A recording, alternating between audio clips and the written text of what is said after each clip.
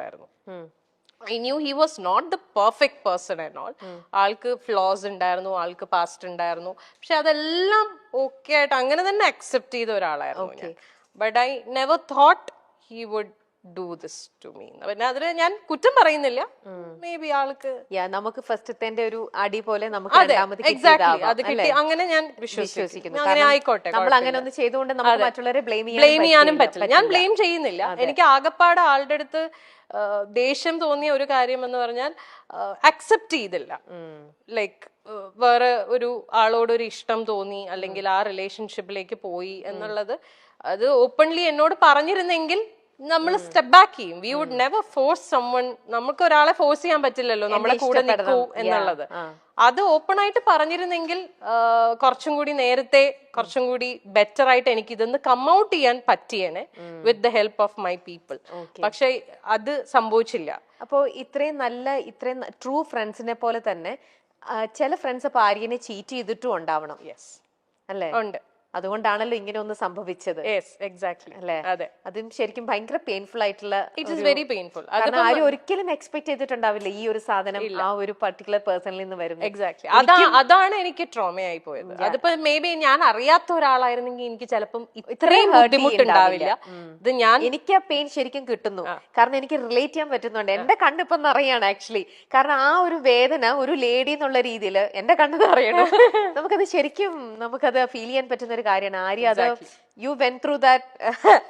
ഭയങ്കര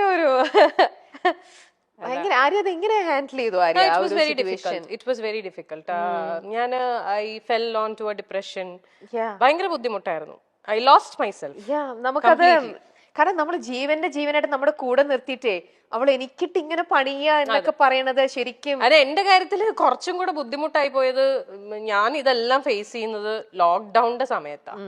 മൊത്തത്തിൽ ഞാൻ പെട്ടുപോയ അവസ്ഥയായിരുന്നു. Like I couldn't do anything.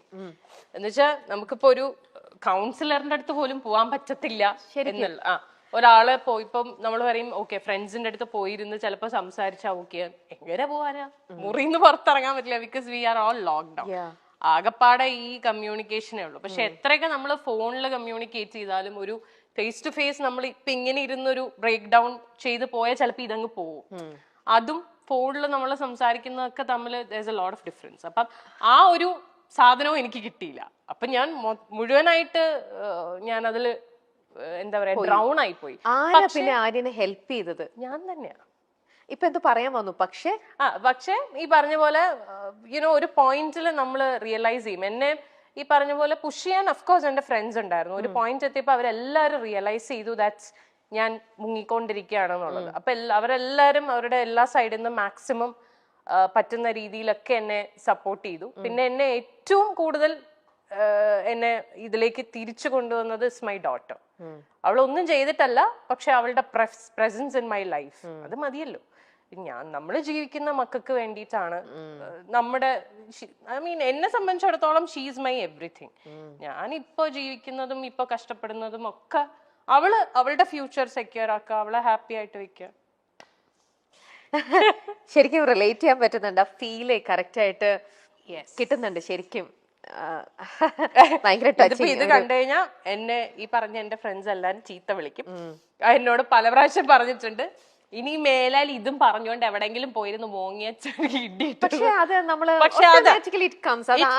കാരണം നിങ്ങളുടെ കൂടെ ഒരു രീതിയിലും പിക്ചറിലുള്ള ഒരാളായിരുന്നില്ല ഞാനൊരു പുറത്തുനിന്നുള്ള ഒരു ലേഡി എന്നുള്ള രീതിയിൽ ഇന്നിപ്പോ ആര്യനെ ഇത്രത്തോളം ഇൻ ആൻഡ് ഔട്ട് മനസ്സിലാക്കിയതിൽ നിന്നും എനിക്ക് ഇത്രത്തോളം ഹേർട്ട് ചെയ്യണം എന്നുണ്ടെങ്കിൽ, എന്റെ കണ്ണുകൾ നിറഞ്ഞ് ഇങ്ങനെ ഒഴുകണം എന്നുണ്ടെങ്കിൽ ആ ഒരു അത് അവർക്ക് ഞാൻ ഇങ്ങനെ ഇരുന്ന് കരയണത് കാണാനൊന്നും അവർക്ക് ഇഷ്ടമല്ല. അതുകൊണ്ടാണ് അവര് പറയുന്നത്, അല്ലാതെ വേറൊന്നും കൊണ്ടിട്ടല്ല. അവര് പറയണത് എന്തിനാ ഇങ്ങനെ പോയിരുന്നു ഇനി കരയില്ലേ എന്ന് പറയും. അത് അവരുടെ പോയിന്റ് ഓഫ് വ്യൂല് വളരെ അവർക്ക് അങ്ങനെ പറഞ്ഞ ഈ ഞാൻ മറ്റേ ഇമോഷണൽ ഇത് ട്രിഗറായി വരും. കഴിഞ്ഞു, that's over. പക്ഷെ എന്നാലും അത് ആര്യ എത്ര ടൈം എടുത്തിട്ടുണ്ടോ അതിന്ന് റിക്കവർ ചെയ്ത് ഇങ്ങനെ വരാനായിട്ട്? സെൽഫ് തന്നെയാണ് അത് കംപ്ലീറ്റ് വർക്ക് ചെയ്തത്. More than 1 year. പിന്നെ ഞാൻ എന്താ ചെയ്ത വെച്ചാല് ഞാൻ I wanted to distract my mind completely. അങ്ങനെ ഞാൻ ഫുൾ എന്റെ കോൺസെൻട്രേഷൻ എന്റെ ബ്രാൻഡിലിട്ടു കാഞ്ചീവരത്തില്. ഓക്കെ. ഒന്നും നോക്കിയില്ല, ബ്രാൻഡ് മാക്സിമം വർക്ക് ചെയ്ത് എനിക്ക് തോന്നുന്നു ആ ഒരു സമയത്താണ് ഞാൻ ആ ബ്രാൻഡിനെ ഒന്ന് ശരിക്കും പൊക്കിയെടുത്ത് കൊണ്ടുവന്നത്. പിന്നെ അതില് എനിക്കൊരു സാറ്റിസ്ഫാക്ഷൻ, നമുക്ക് അതിലൊരു അഡിക്ഷൻ വരുമല്ലോ. Okay, when we see that okay something is working out good for us, പിന്നെ നമ്മൾ അതിലേക്കാവും ഫുള്ള്. വേറെ ഒന്നിലേക്ക് നമുക്ക് പോവാനുള്ള ഒരു മൈൻഡ് വരില്ല. ഓക്കെ. അപ്പൊ നമ്മുടെ കംപ്ലീറ്റ് ഫോക്കസ് അതില്ല.